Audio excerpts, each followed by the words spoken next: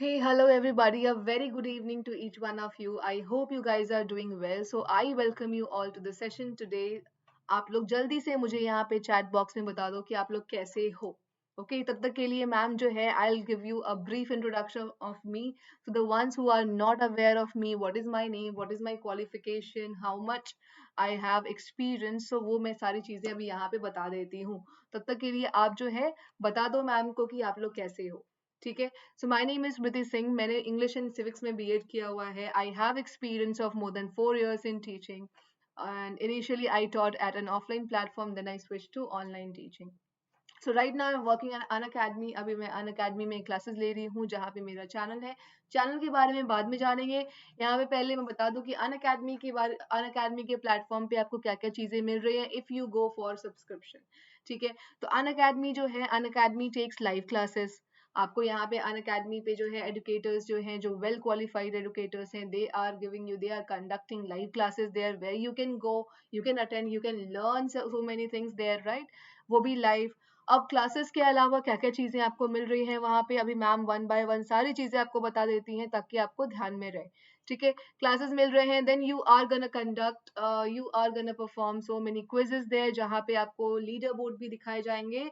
And on the leaderboard you can see where you are standing, what is your performance, how you performed in the test, right. Then comes live doubt solving sessions जहाँ पे Unacademy जो है आपको जो है specifically doubt के लिए live sessions रखती है जहाँ पे आप अपने डाउट्स और सिर्फ डाउट्स, कुछ और नहीं, डाउट्स लेके जाओ और वहाँ पे एडुकेटर्स जो होंगे they will be receiving your doubts and resolving them.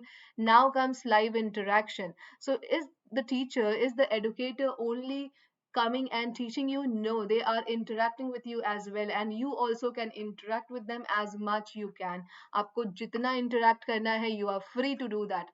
Now comes weekly test series. अब ये weekly test series जो है this is for you to see whatever you learned in a week. आप एक week में जो भी पढ़े हो whether you understood everything or not, तो उसके लिए जो है उसको टेस्ट करने के लिए Unacademy is giving you weekly test series also. So these are the benefits that we are getting from the platform. ये सारी चीजें वो भी unlimited access you are getting there if you have the subscription. Okay. अब इसके लिए जो है first of all you need to decide for how many months you want the subscription. कितने महीने के लिए आपको जो है subscription चाहिए, आपकी जरूरत क्या है, आपकी जो है आपको सारी चीजें सीखनी है या कुछ limited चीजें ही सीखनी है. So accordingly month wise they are mentioned so that you have to figure out कि आपको कौन से मंथ का, कितने मंथ का आपको सब्सक्रिप्शन चाहिए. तो वो पहले आप डिसाइड कर लो. Now it's about the kinds of subscription that you get here on the platform. So first of all I would like to tell you about the benefits of plus subscription. So पहले मैं one by one benefits बता दूं कि plus subscription में आपको क्या क्या चीजें मिल रही हैं. So here you are gonna get India's best educators. So पूरे इंडिया से जो है ना Unacademy जो है वैसे टीचर्स को रखी हुई है जहाँ पे आपको बहुत सारे एक्सपीरियंस है, जिनके पास बहुत सारी क्वालिफिकेशंस है. सो ऐसे टीचर्स जो हैं बहुत सारे स्कूल्स में पढ़ा चुके हैं and they have also experience of teaching on online platform. So ऐसे टीचर्स जो होंगे, ऐसे एडुकेटर्स आपको यहाँ पे प्लेटफॉर्म पे पढ़ा रहे हैं and they are also very interactive. वो जो है बहुत ज्यादा इंटरेक्ट करेंगे लाइव क्लासेस में and you also are suppose to interact with them, तो interact with them as much you want to. ठीक है. Next comes whatever is there in your course, whatever like जितनी भी syllabus है आपके उसमें जितने भी टॉपिक्स एंड सब topics are there in your course, everything will be taught to you and also you will be getting PDF notes on every topic and subtopic. So don't worry about that. That will be very helpful for you for exam purpose, for revision purpose. Now next comes live test and quizzes. अब ये live test and quizzes क्या है आपको तो पता ही है, ये तो मैम को बताने की जरूरत नहीं है क्योंकि आपसे ज्यादा टेस्ट कौन परफॉर्म करता है, जो हमेशा और हमेशा ही टेस्ट परफॉर्म करने के टाइम के लिए आप रेडी रहते हो कि आपको तो आज क्विज चाहिए ही चाहिए. तो वो आपको बहुत मिल रहा है, अनलिमिटेड मिल रहा है for every topic, for every subtopic. So don't worry about that. अब यहाँ पे I will talk about iconic subscriptions की. यहाँ पे जो है what are the benefits you are getting. ठीक है. तो अभी जो भी बेनिफिट्स मैम ने बताए कि आपको जो है वो मिल रहा है प्लस वाले में, वही सारे सब्सक्रिप्शंस जो हैं, वही सारे बेनिफिट्स जो हैं आपको मिल रहे हैं आइकॉनिक वाले में. आइकॉनिक सब्सक्रिप्शन में आपको वो सारे बेनिफिट्स मिल रहे हैं जो आप प्लस वाले में ले रहे हो. और उसके अलावा जो है you are getting personal coach. यहाँ पे आपको पर्सनल कोच मिल रहा है and that coach will be helping you in planning your studies, how you should go about it, क्या क्या चीजें आपको पढ़नी चाहिए, क्या क्या चीजें जहाँ पे आपको ध्यान देने की जरूरत है, ये सारी चीजें जो हैं will be told by the coach. And also that coach will be giving you experts guidelines जिसके basis पे आप जो है अपने performance जो है improve कर सकते हो day by day. And also they will be giving you test analysis जहाँ पे you will be told about your performance कि if you have performed the test, what is the analysis for this, आप कहाँ पे अच्छा किए हो, कहाँ पे अच्छा नहीं किए हो, जहाँ पे अच्छा नहीं किए हो, what are the things that need to be done, वो coach जो होगा, that coach will be guiding you about all of these things.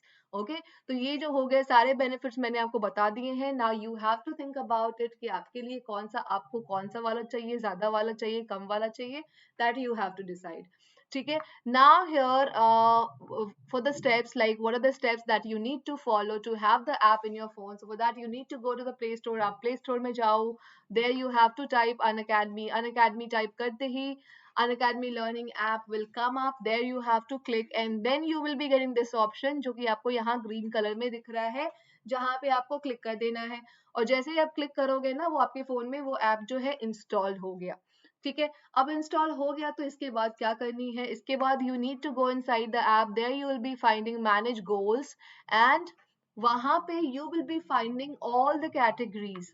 Okay so there you need to find your category and that you have to, there you have to click upon. ठीक है. वहां पे आप click कर दो आपकी जो category है.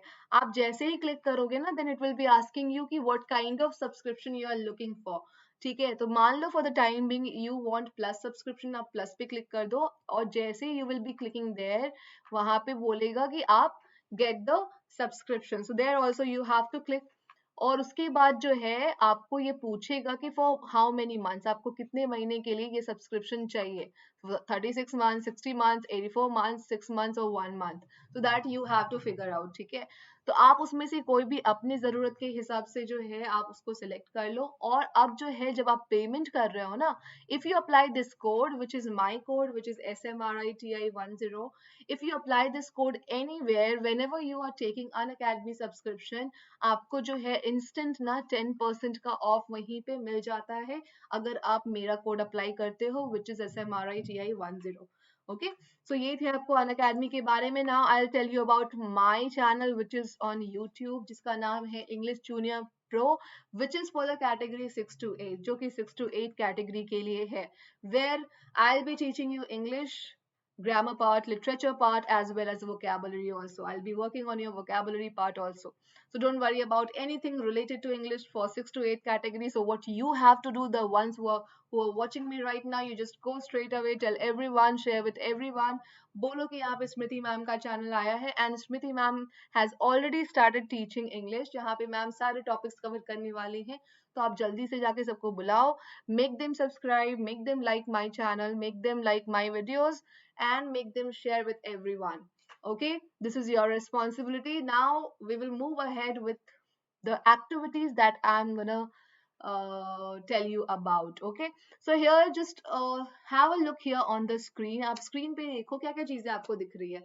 So here I can see a boy playing with a ball, and then I see here is a boy, that boy is doing something, right? So they both are performing some actions, right? यहाँ पे ये दोनों जो हैं कुछ ना कुछ action कर रहे हैं.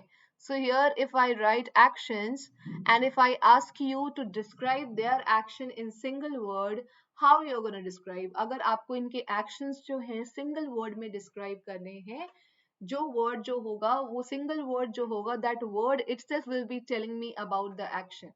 So what are those words? So first of all, we'll go with this one. ये वाला जो है यहाँ पे, what this boy is doing, what action is being performed by this boy.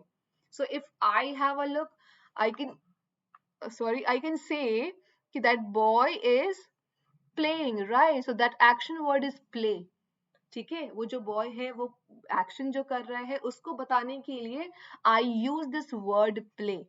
So if I use this word play, you would be able to get about the action, that what action is being performed by this boy. ये एक single word will be sufficient for me to indicate about the action that is being performed by him. ये अकेला word ही आपको action के बारे में बता देगा, right? अब हम लोग दूसरे वाले picture पे आते हैं. What is this boy doing? So if I have to describe action of this boy, I'll be using the word run.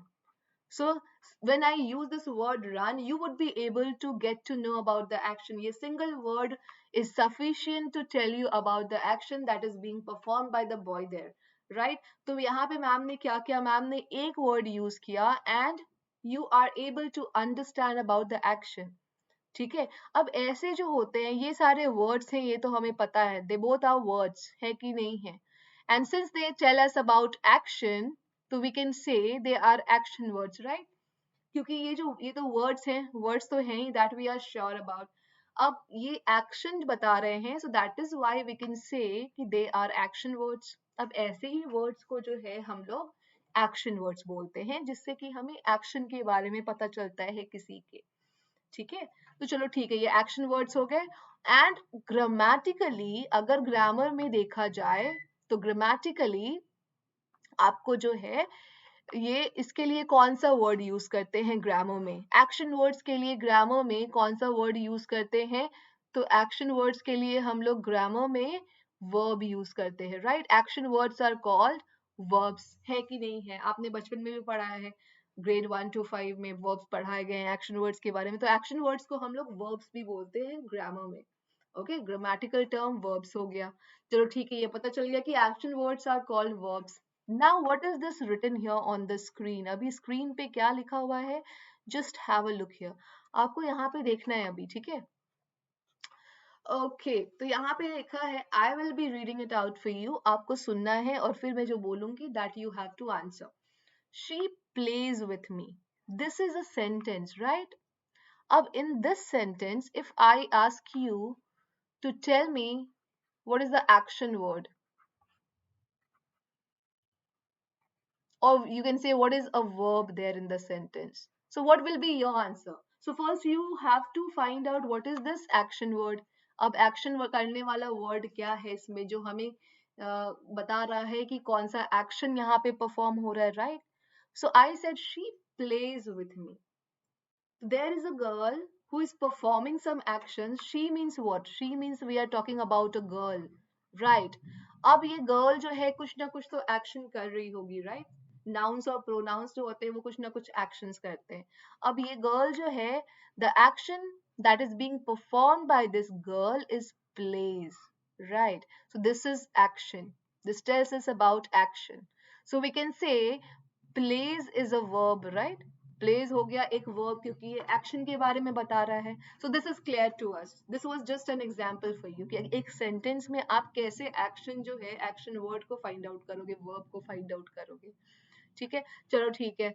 अब यहाँ पे क्या है, एक्शन वर्ड के बारे में हमने पढ़ लिया कि एक्शन वर्ड्स जो होते हैं वो वर्ब्स होते हैं. Very clear. अब ये क्या है मैम, ये जो है ना, ये एक सेंटेंस है, वो आपको तो पता ही है. She is a teacher. Okay, now I can say कि ये जो है एक फैक्ट है, और you can say information. Facts जो होते हैं वो इंफॉर्मेशन भी कह सकते हैं उन्हें हम लोग. इंफॉर्मेशन ही फैक्ट्स होते हैं जो ट्रू इंफॉर्मेशन होते हैं.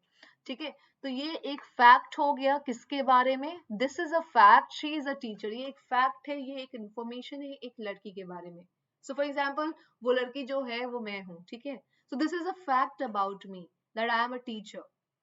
Now here, if I look for a verb, the word that is helping me, a word that is helping me to indicate about this fact, this word helped me.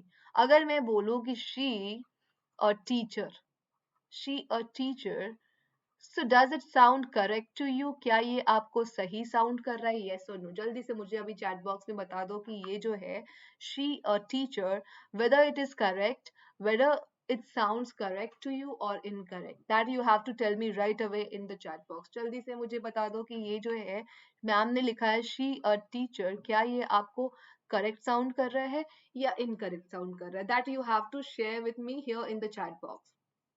ठीक है, तो अगर मेरे से पूछा जाए तो आई विल से कि ये जो है ये एकदम से एब्सोल्युटली इनकरेक्ट है. क्यों? क्योंकि विदाउट इज, इसके बिना जो है दिस इज इनकम्प्लीट. इसके बिना ये तो incomplete है, right? So here this word helped me to express about this fact, and the grammatical term that we use for this is verb. अब इसके लिए भी grammatical term जो है, grammar में जो इसको term दिया गया है, that is verb. So we can say is a verb.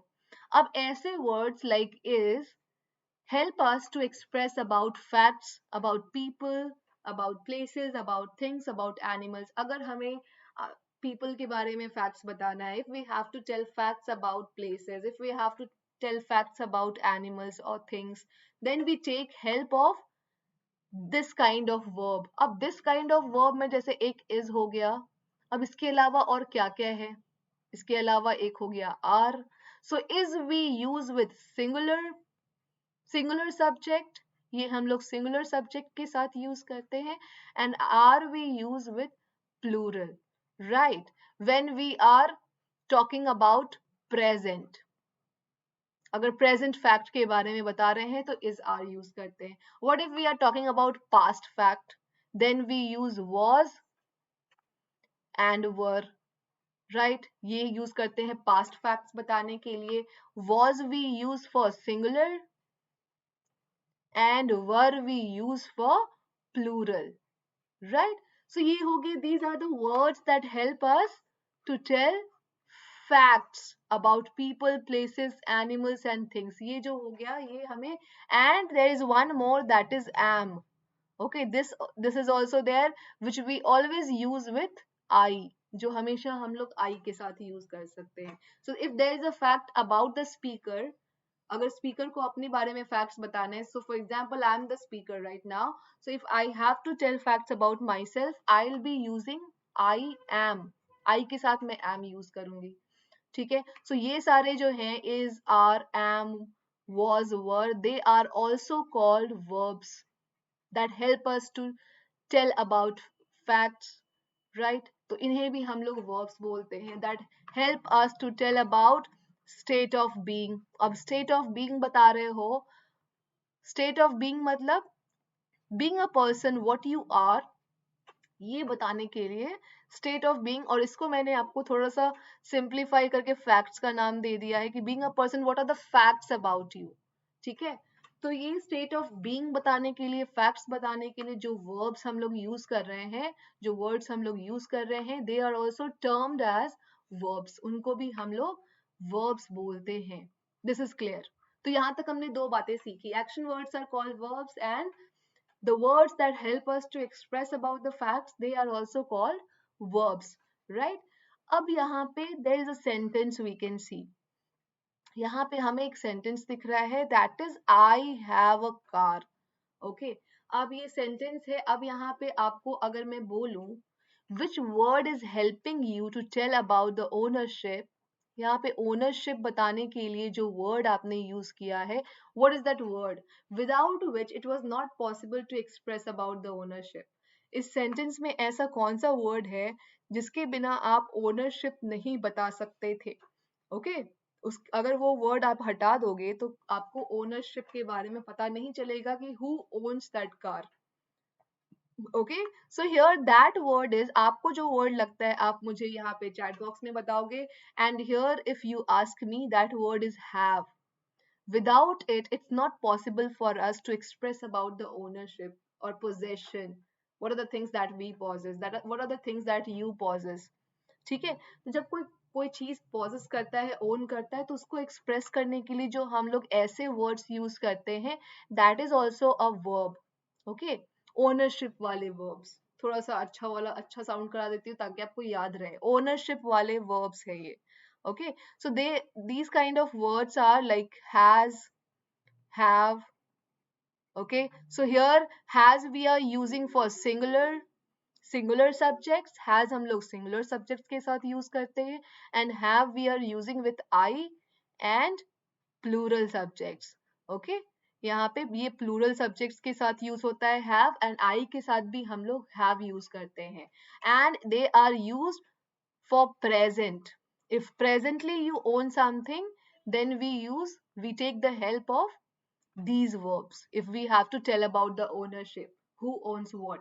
Okay, now if we have to tell about past ownership, तो उसके लिए what is the word there? Then we use had for that, right? Had we always used to express about the past ownership, जो हम लोग for example if I owned a car in past, not now, अब जो है मेरे पास car नहीं है but in past I owned a car, पहले मेरे पास एक कार थी, तो उसके लिए मैं बोलूंगी I had a car, right? जैसे ही I used had, वैसे ही आपको पता चल जाएगा कि ma'am is talking about past ownership.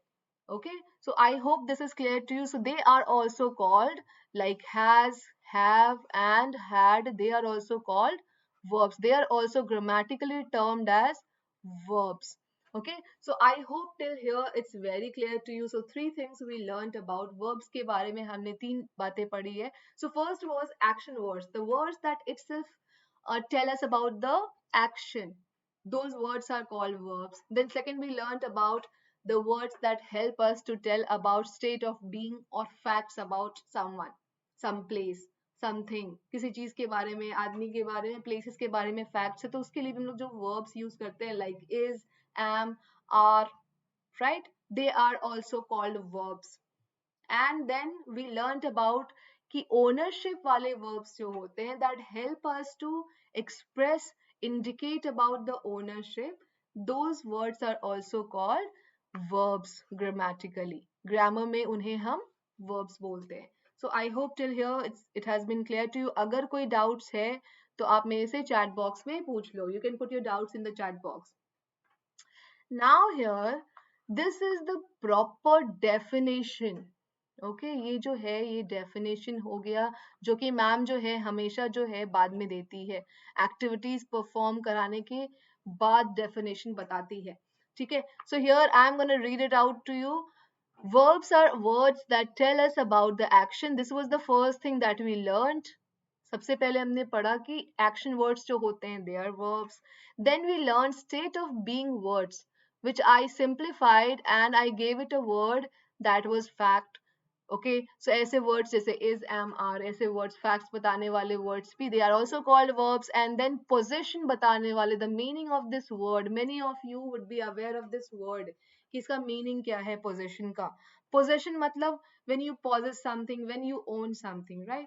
तो possession का मतलब है ownership वाले words, ownership वाले verbs, they are also called verbs. Okay, so this is the proper definition of verb. I hope ये definition आपको समझ में आ गई होगी. Now we will learn about, since we have already learned the definition of a verb कि verb क्या होता है, what is a verb, कि कैसे कैसे what are the words that we use as a verb there in a sentence, for state of being, for possession, for action. This we learned till now, right? And then we learned the definition, the proper definition of verb. Now it's time for us to learn about the types of verb. Okay, there are different types of verb that we are gonna learn about कि कितने तरह के verbs होते हैं, तो उसके क्या क्या नाम है. Okay, so verb has been divided into two categories. First one is main and the second one is helping. And helping verbs are also called auxiliary verbs. ये जो हैं ये आपको auxiliary verbs भी इन्हें बोलते हैं. Okay, so auxiliary verbs are called helping verbs. Helping verbs are also called auxiliary verbs. Okay, so verbs have been categorized into two categories here. First is main verbs and second is helping verbs, so you can say auxiliary verbs. Now first of all we'll deal with the main verb. अब main verbs क्या होते हैं? What are they? Main verbs are the verbs that are always used alone in a sentence. Okay, alone in a sentence means if there is a sentence and if you find only verb there, अगर उसमें एक ही verb use हुआ है, that is the main verb of a sentence. वो जो होता है वो main verb होता है sentence का. ठीक है, for example if I say she is a girl, ठीक है, she is a girl. Now here just have a look here. Ma'am ने यहाँ पे एक sentence लिखा है, जो लिखा है she is a girl. अब यहाँ पे find out a verb there in the sentence. यहाँ पे इस sentence में आपको एक verb ढूंढना है, चाहे वो action verb हो, चाहे वो state of being वाला verb हो, चाहे वो possession verb हो, कोई वाला verb, आपको बस verb ढूंढना है. So here we find only one verb here, right? There's only one verb. We are not finding any other verb here in the sentence. So there's only one verb. So this is the main verb of the sentence. Okay, main verb. So if there was any other verb used in the sentence, अगर sentence में जो है कोई और भी verb use हुआ होता इसके अलावा, तो ये जो is जो है वो main verb नहीं होता, तो is जो है helping verb हो जाता. ठीक है. Now here helping verb कैसे होता, that also I'm gonna tell you. So if I say she is singing, she is singing. अब यहाँ पे this is a verb that we already have found there in the sentence. is जो है एक verb है, right? ये verb हो गया. And from this word also we get to know about the action, what action is being performed, right? तो ये दो तरह के, ये जो हो गए दो तरह के verbs हो गए. तो we and we, two verbs we found right now. अभी हमें दो verbs मिले हैं.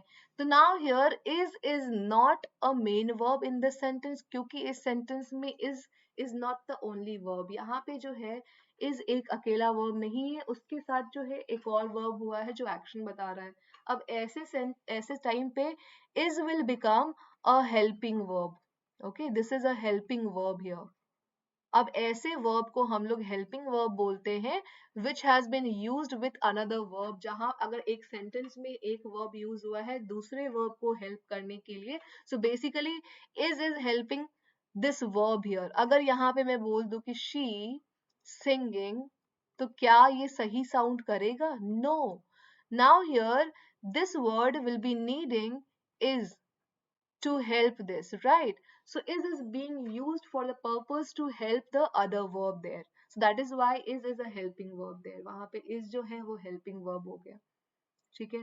अब यहाँ पे क्या है, चलो अब मेन वर्ब और हेल्पिंग वर्ब तो समझ में आ गया मैम, ये दोनों तो एकदम से क्लियर हो गया. अगर नहीं क्लियर हुआ तो आप मेरे से फिर से पूछ लेना बाद में.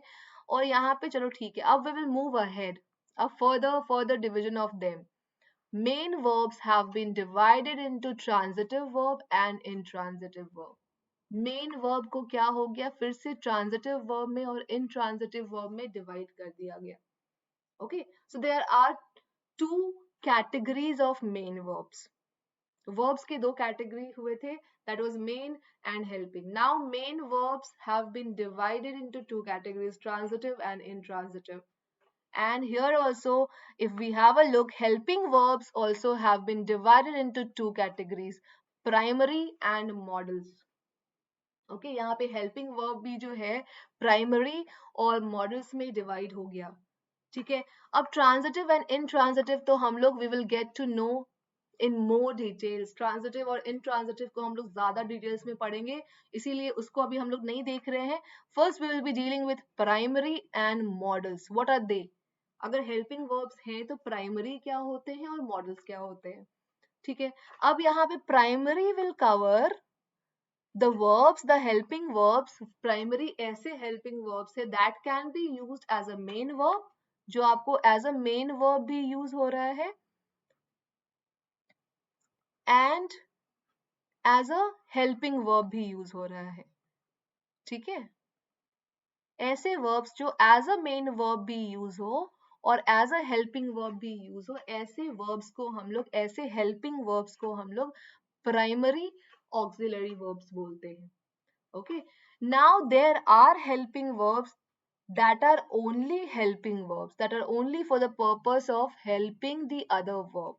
Okay, and they are called modals, और उनको हम लोग मॉडल्स बोलते हैं. फॉर एग्जाम्पल, अब इस कैटेगरी में बता दो what are the verbs that can be used as a main verb as well as a helping verb. अब ऐसे जो वर्ब्स हैं जो एज अ मेन वर्ब भी यूज हो और हेल्पिंग वर्ब्स भी यूज हो, वैसे वैसे वर्ब्स कौन कौन से हैं. तो वैसे हो गया इज. ठीक है, एक तो इज हो गया, then comes are, then comes have. So ये सारे हैं, और भी हैं बहुत सारे जो एज अ मेन वर्ब भी आप सेंटेंस में यूज कर सकते हो, एज अ हेल्पिंग वर्ब भी आप यूज कर सकते हो सेंटेंस में. तो ऐसे को बोलेंगे हम लोग primary auxiliary verbs. Now Let's come to this side. अब जो ऐसे set of verbs that can only be used as a helping verb, जो हमेशा ही हमेशा आपको as a helping verb he sentence में use होता हो, अब ऐसे verbs कौन कौन से हैं? तो ऐसे verbs जो हो गए वो मैं आपको बता रही हूँ. They are called modals and they are can, could, will, would, may, might, must,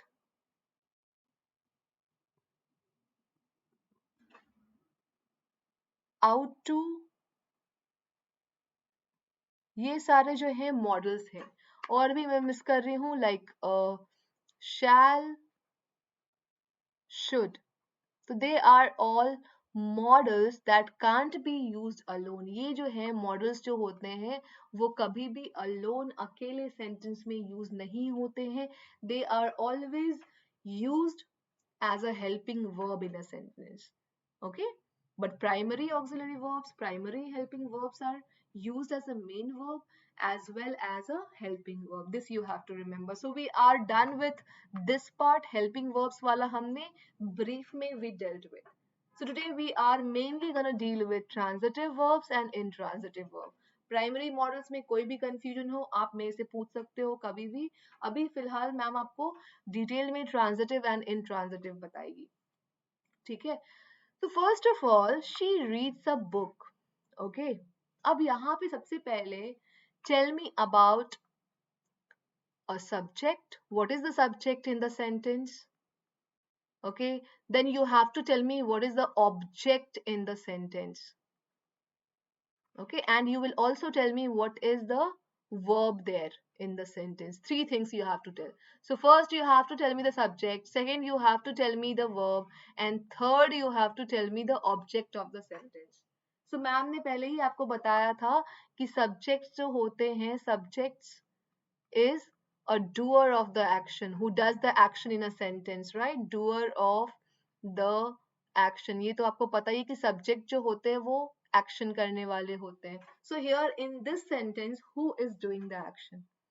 So here you can say कि ma'am she, because she is reading the book, she reads the book, so she is doing the action of reading, right? So we can say she is a subject, right? Subject मिल गया हमें. Now next we have to find out, second number पे we have to find out verb. Verb means action word, right? अब यहाँ पे कोई action word है क्या? Yes, reads tell us about the action. That is why we can say this is, क्योंकि ये action बता रहा है इसीलिए ये जो है this is a verb, right? Now we have to look for an object. अब हमें एक object ढूंढना है इस sentence में. Now object मतलब होता है, now here I am reminding you again, object means receiver of the action. इसका मतलब होता है जो एक्शन को रिसीव कर रहा है, receiver of the action, action को रिसीव करने वाला. ठीक है. तो यहाँ पे रिसीव एक्शन को कौन रिसीव कर रहा है? मतलब एन नाउन और a pronoun which is placed after a verb. अब वर्ब के बाद ही आपको कोई ऑब्जेक्ट मिल सकता है एक सेंटेंस में. तो verb we have found out, right? Now we have to look for a noun और a pronoun that is placed after this verb. Okay, now that is book. So we can say कि book जो है ma'am object है because it is receiving the action of the verb there, and it is also placed after verb. अब verb के बाद ही आपको object मिलेगा sentence में. Now comes next sentence, she is reading. So here also who is doing the action? She is doing the action. She कर रही है action. So यहाँ पे जो है she is the subject. She जो है subject हो गई. Now is a helping verb, right? HV, H for helping, V for verb. ये भी verb हो गया, and this also is a verb, right? ये भी एक verb है. Now you have to tell me, do you find any object here in this sentence or not? क्या आपको यहाँ पे कोई ऑब्जेक्ट मिला after a verb which is receiving the action of the verb? No, यहाँ पे verb के बाद हमें कोई ऑब्जेक्ट नहीं मिल रहा है, राइट? यहाँ पे देख लो, यहाँ पे और कुछ है? नहीं है. So we can say there is no object.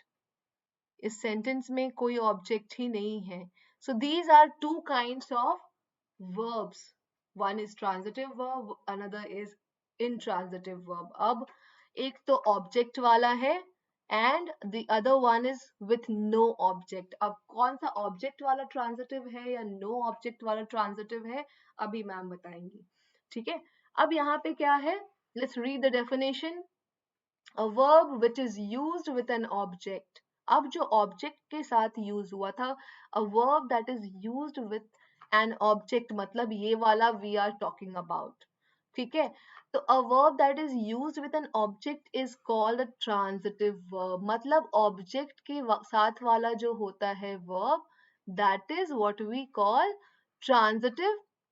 With object जो होता है verb use, that verb is called a transitive verb.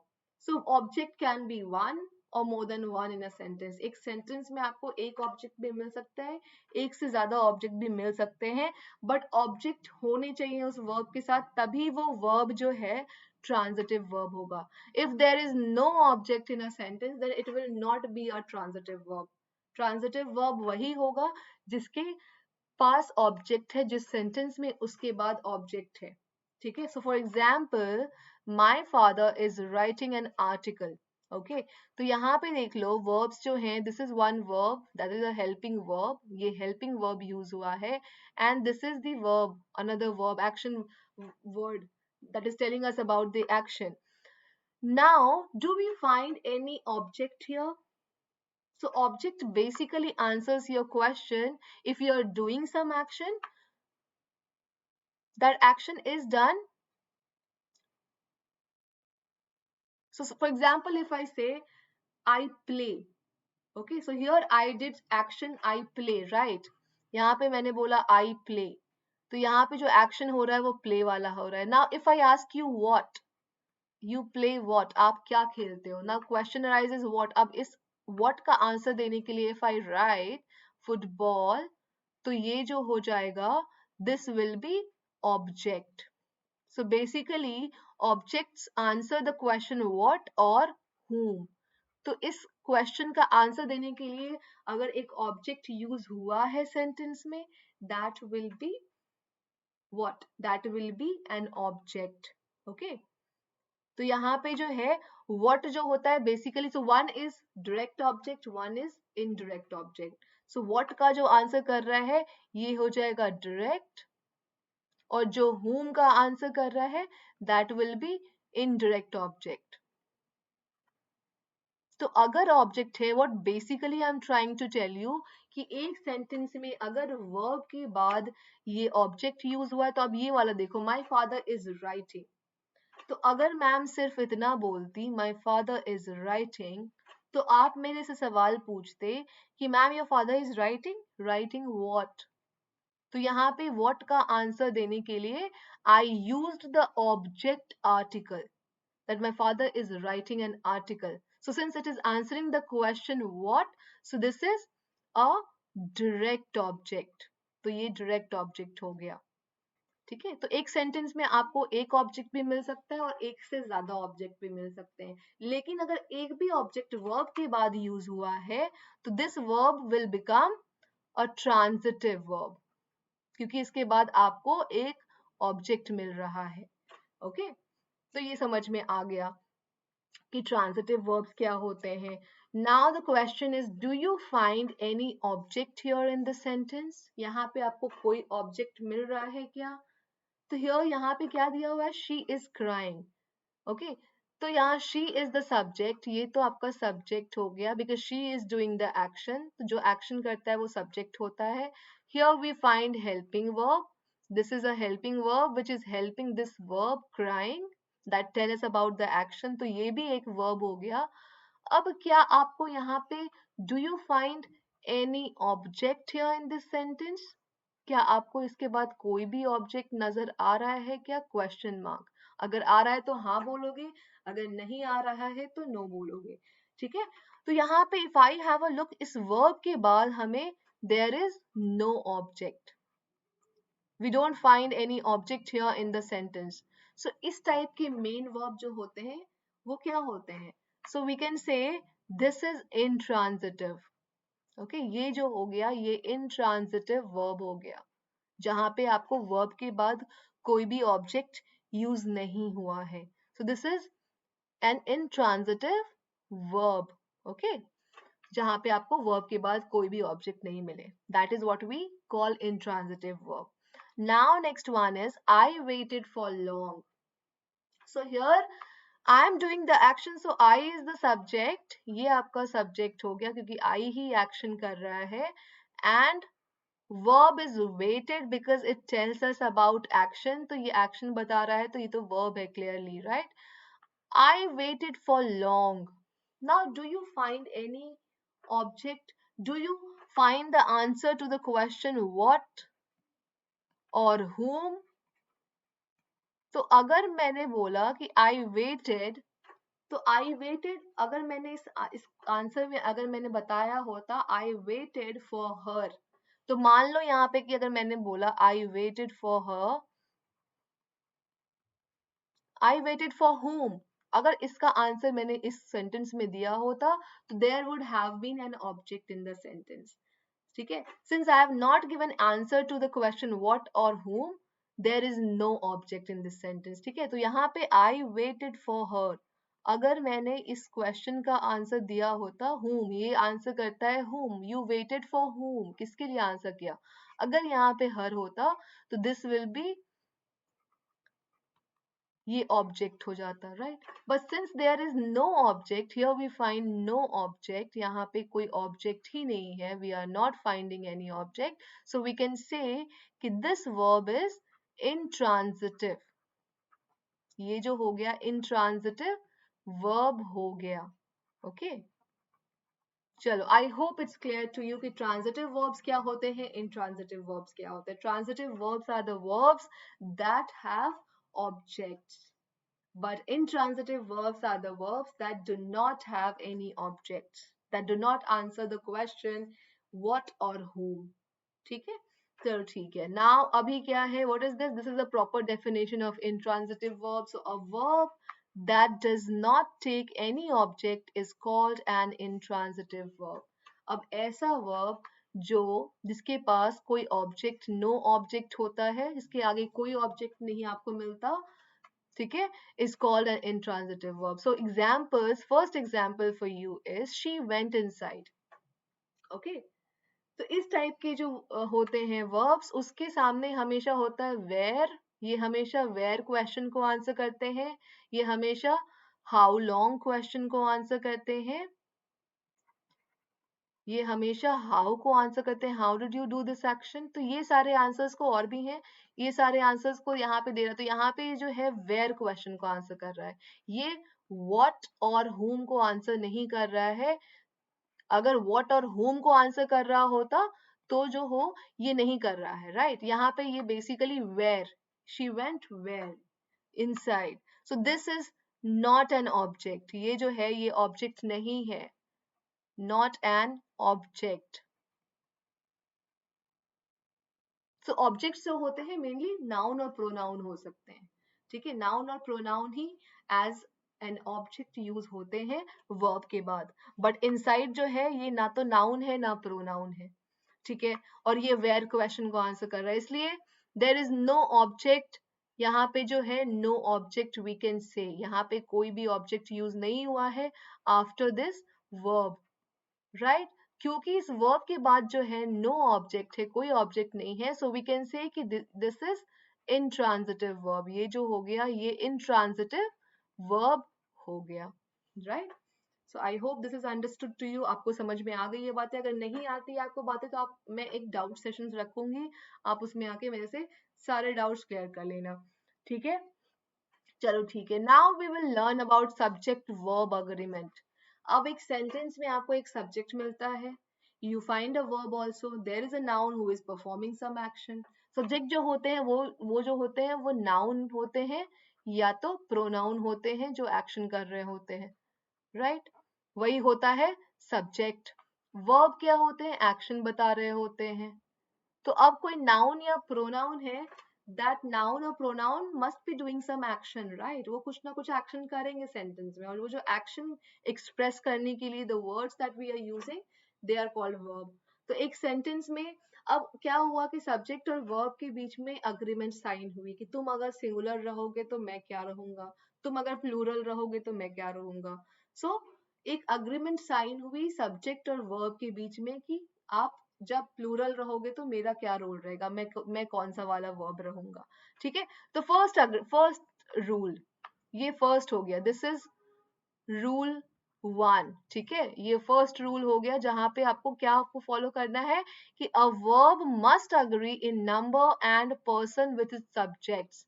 Verb को अग्री करना पड़ेगा सब्जेक्ट को देख के कि सब्जेक्ट अगर for example one example is given here, so if the subject is, ये this is the subject right because this is doing the action, so boy is the subject right।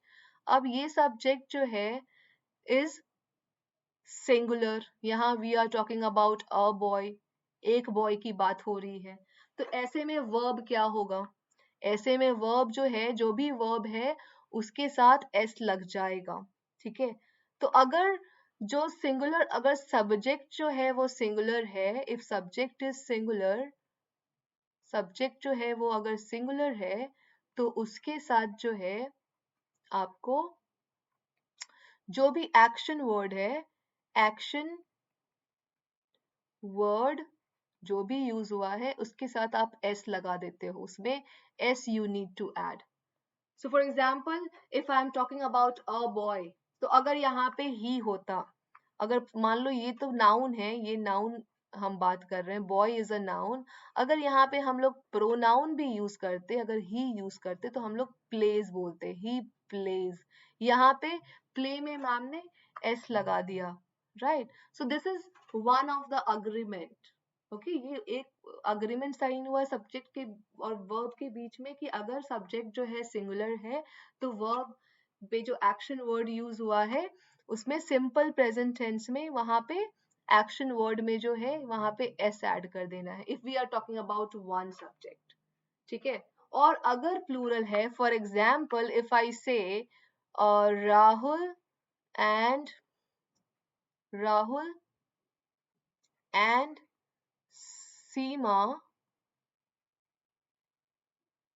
Play, यहाँ पे देखो ma'am ने S नहीं लगाया, play football, right. तो यही होगा कि अगर जो है, अगर प्लूरल है, क्योंकि यहाँ पे मैम जो है, ये जो है सब्जेक्ट जो है दोनों प्लूरल है। ठीक है, दो लोगों की बात हो रही है इसलिए मैम ने एस नहीं लगाया। Now next one is they are going to the market. अब here we are talking about person. Now जब when we are learning pronouns, जब हम लोग pronouns पढ़ रहे थे तो we learned about three persons, right? First person, second person and third person. Okay, so here अगर हम लोग यहाँ पे third person, this is third person, they, when we talk about third person, अगर third person की बात हो रही है and if that third person is plural, then we will be using are, right? Ma'am ने बोला था कि आपको जब भी हम लोग प्लूरल पर्सन के बारे में बात करेंगे then you have to use are. अगर हम लोग सिंगुलर पर्सन के बारे में बात करते हैं then we will be using is, right, for present. Okay, so ये फर्स्ट अग्रीमेंट हुआ। Now second rule of the agreement, agreement का सेकेंड रूल है, दिस इज रूल 2, जहां पे ये बोला गया कि a verb must be agreed, a verb must agree with its actual subject। अब एक सेंटेंस में आपका बहुत सारे बहुत सारे नाउन्स हो सकते हैं, एक से ज्यादा नाउन्स यूज हो सकते हैं ना। What is the actual subject of the sentence, कभी कभी इट्स वेरी कंफ्यूजिंग। हाउ, यहाँ पे with the help of example I will explain it to you. The condition of these chairs, अभी तो मैम ने बोला था कि सिंगुलर के साथ जो होता है हमेशा हम लोग इज लगाते हैं सिंगुलर सब्जेक्ट के साथ, राइट। बट ये चेयर्स जो है ये तो प्लूरल है। अब प्लूरल है तो यहाँ पे जो है, यहाँ पे इज नहीं आर लगना चाहिए था, राइट। बट नहीं, this is not the actual subject, this is not the actual subject. ये जो है ये एक्चुअल सब्जेक्ट नहीं है सेंटेंस का, ठीक है। The actual subject of the sentence is condition. We are talking about the condition, not the chairs but the condition of the chairs. अगर हम लोग बोलते द चेयर्स में और the condition of the chairs में डिफरेंस है, right. The chairs में हम लोग we are talking about chairs, but here in this sentence we are talking about condition, okay, which is singular. अगर यहाँ पे कंडीशंस होता तो हम लोग बोलते कि प्लूरल है, ये तो सिंगुलर है। And this is the actual subject of the sentence, यही है सेंटेंस का एक्चुअल सब्जेक्ट, ओके। तो इसके हिसाब से we have to use the verb, इसी के हिसाब से हम लोग वर्ब यूज करेंगे which has to be is or are, right? So since we are talking about the condition of the chairs, that is why we have used is. अब वही अगर यहाँ पे conditions होते तो we would have used are, ठीक है। तो यहाँ पे चेयर्स की बात नहीं हो रही है, एक्चुअल सब्जेक्ट जो है कंडीशन है। तो ऐसे सेंटेंसेस आपको बहुत सारे मिलेंगे जो बहुत कंफ्यूजिंग लगेगा, आपको लगेगा कि यहाँ पे चेयर्स है तो उसके बाद हम लोग आर लगा दें, नहीं, because that is not the actual subject. यहाँ पे चेयर जो है एक्चुअल सब्जेक्ट नहीं है, बट कंडीशन जो है वो एक्चुअल, हम लोग कंडीशन की बात कर रहे हैं ना कि चेयर्स की बात कर रहे हैं, ठीक है। अगर हम लोग बोलते हैं कि चेयर्स, द चेयर्स, तो हम लोग बोलते हैं कि द चेयर्स आर गुड, तो हम लोग बोलते कि द चेयर्स आर गुड, तो हम लोग आर लगाते। But since we are not talking about chairs, we are talking about the condition of the chairs, इसीलिए हम लोग वहां पे इज लगाएंगे। So it has to go according to the actual subject. हमें एक्चुअल सब्जेक्ट रिकॉग्नाइज करना आना चाहिए सेंटेंस में। For that you need to be very focused, आपको उसके लिए फोकस्ड होना बहुत जरूरी है, नहीं तो आप जल्दी जल्दी में जो है कंफ्यूज होके चेयर्स के आगे आप आर लगा दोगे। So that you have to take care of. Okay, this was the second agreement. Now third agreement we have to talk. Third agreement, what is this third agreement? अब ये क्या है, यहाँ पे क्या rule है? This is rule number 3. Okay, ये rule 3 हो गया. So here a verb is placed before the subject. ऐसे sentences में verb जो होते हैं subject के पहले use होते हैं, okay? And in the sentences beginning with there. अब जो भी sentences जो हैं वो there से शुरू होते हैं, वहां पे हमेशा ही ये जो verb है ना, this verb will be before the subject. Now we need to find out what is the subject here. अगर ये verb before use हुआ है तो we are gonna find the subject after this verb in the sentence, right? अब इस sentence में subject ढूंढो क्या है, verb के बाद मिलेगा। ऐसा ही तो बोला गया है कि ऐसे sentences जो कि there से start होता हो, वैसे sentences में हम लोग subject से पहले verb use करते हैं। तो here there is one girl. So here we are talking about girl. हम लोग गर्ल की बारे में बात कर रहे हैं सेंटेंस में, तो girl is the subject, right. Girl is the subject of the sentence. So here we can see कि वर्ब जो है वो सब्जेक्ट आफ्टर यूज हुआ है, सब्जेक्ट बाद में यूज हुआ है, और वर्ब जो है वो बिफोर यूज हुआ है, पहले ही यूज हो गया है। ऐसे सेंटेंसेस में जो देयर से स्टार्ट होते हैं, जो देयर से शुरू होते हैं, THER, जिस भी सेंटेंसेस में आपको देयर मिलेगा वहां आप देखोगे कि सब्जेक्ट जो है वो बाद में यूज हुआ है, वर्ब जो है वो पहले यूज हो गया है, ठीक है। So this is the third agreement, third rule. Okay, now next one is singular verb is used with either, one of the, neither, each, and everyone. So whenever a sentence starts with either, one of the, neither, each, everyone, so ये सारे words के साथ you have to use singular verb. Singular verb means is, was, okay ये हो गया आपका singular verb. और आप ये बोल सकते हो हैज, ये सारे हम लोग सिंगुलर वर्ब के लिए यूज करते हैं, राइट।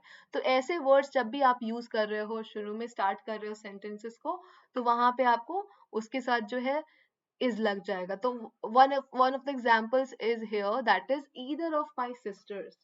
तो I have 3-4 sisters, but here I am talking about either. Either मतलब ही होता है one. Okay, so here I am talking about one sister.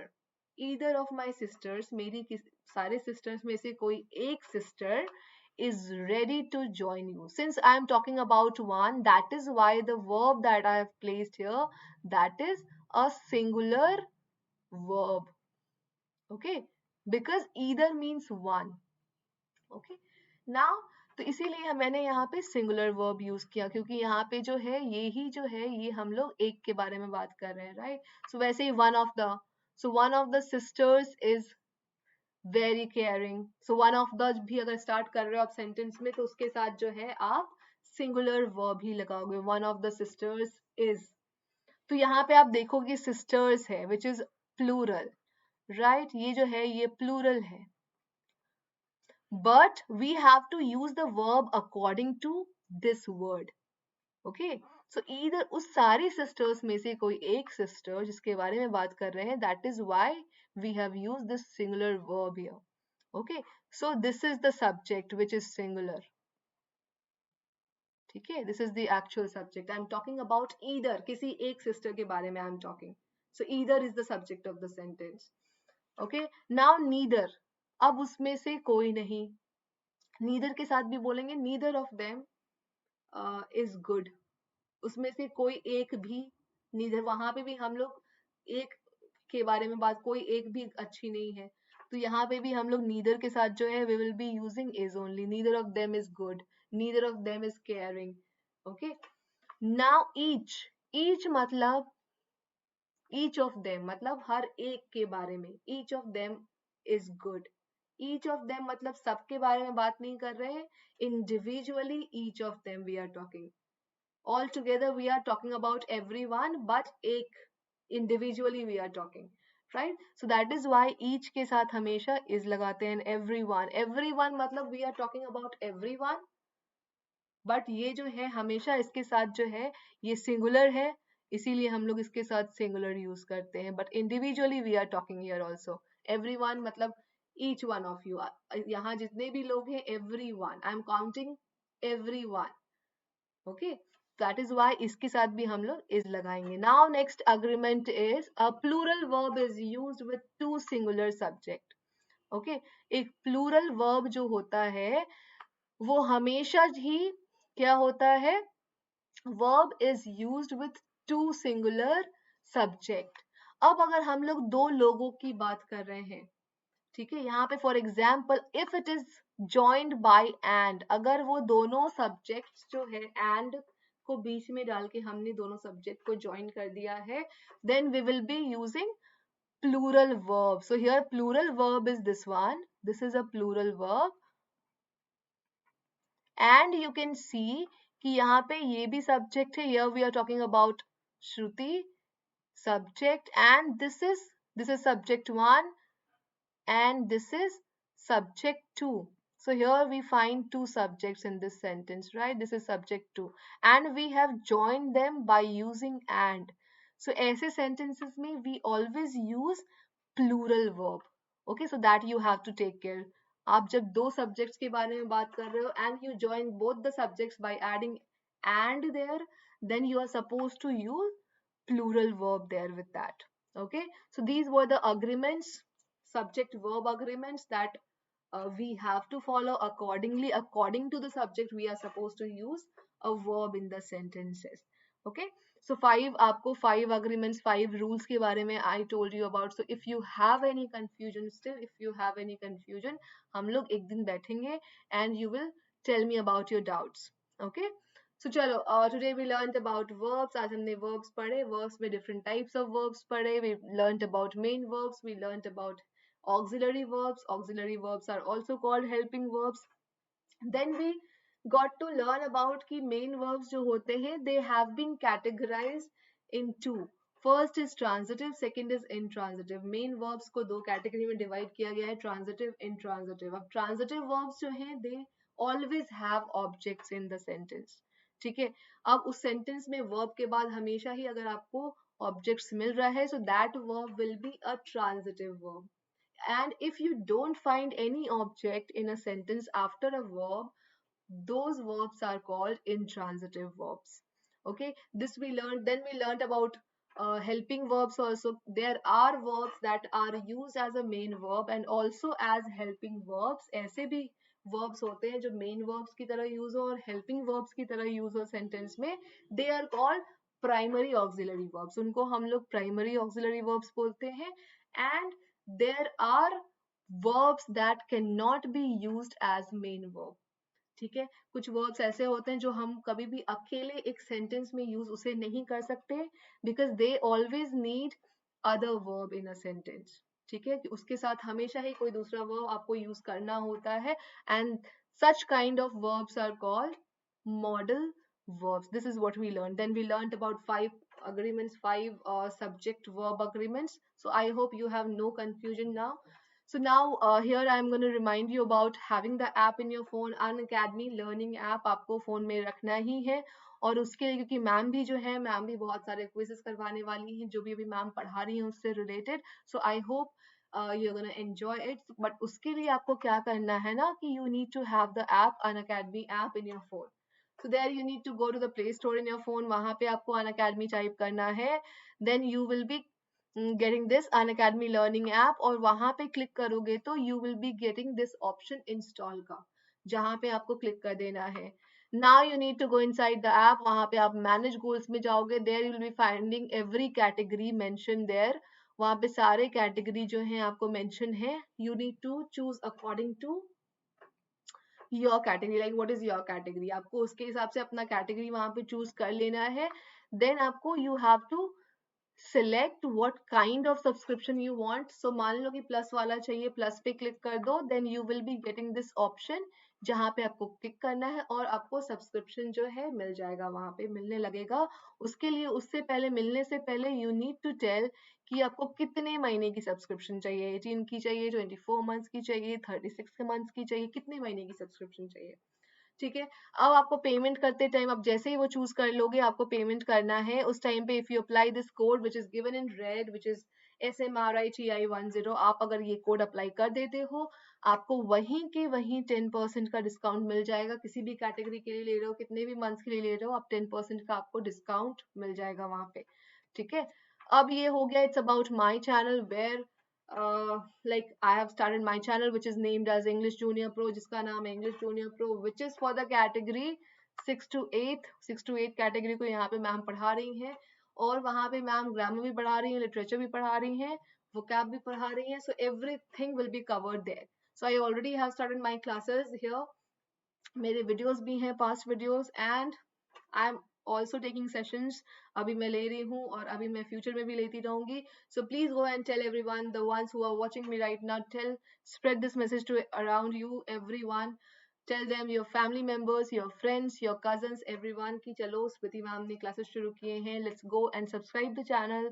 Let's attend the sessions. Let's like the videos and share with everyone. Okay? So चलो, thank you so much. I hope आप लोगों को बहुत मजा आया, आप लोगों को बहुत सारी चीजें सीखने को मिली. अगर आपको कोई भी डाउट है आप मेरे से आप डाउट्स लिख के रखो, हम लोग एक दिन बैठेंगे और सारे डाउट्स क्लियर करेंगे. ठीक है, तो मिलते हैं फिर कल. Bye bye, take care.